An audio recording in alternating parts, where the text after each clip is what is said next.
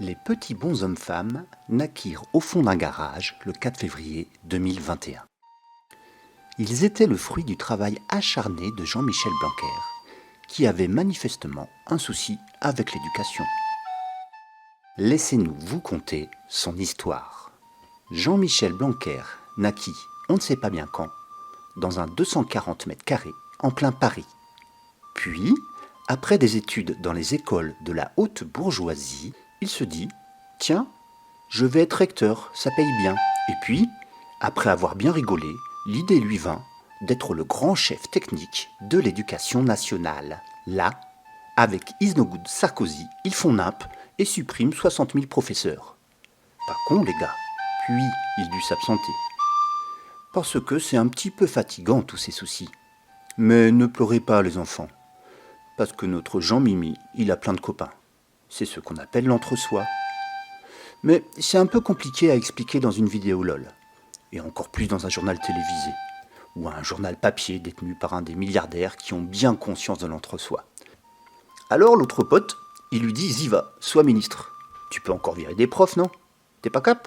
Faut dire que c'est un jeune de 40 ans, alors il parle comme ça à son pote. Du coup, Jean-Mi, il dit cap. Et il balance ses réformes débiles.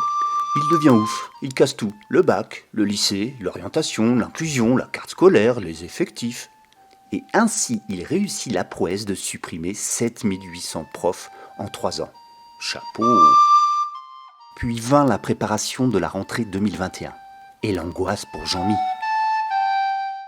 Comment vais-je faire pour supprimer des profs alors que ça déborde de partout, se dit-il à lui-même. Mais en fait, ce sont des billevesées. Jean-Mi, il connaît pas l'angoisse. Alors il y va franco.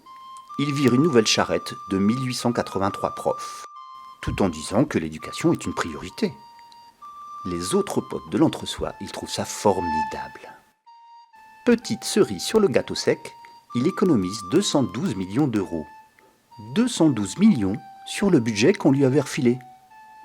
Soit 4200 profs. C'est ainsi que naquirent les 6 petits bonshommes-femmes, enfants maudits de Jean-Mi. Ni une ni deux, les bonshommes-femmes se disent qu'ils n'ont vraiment rien à faire dans ce garage et rejoignent leur lycée d'origine. Bientôt rejoints par des collègues.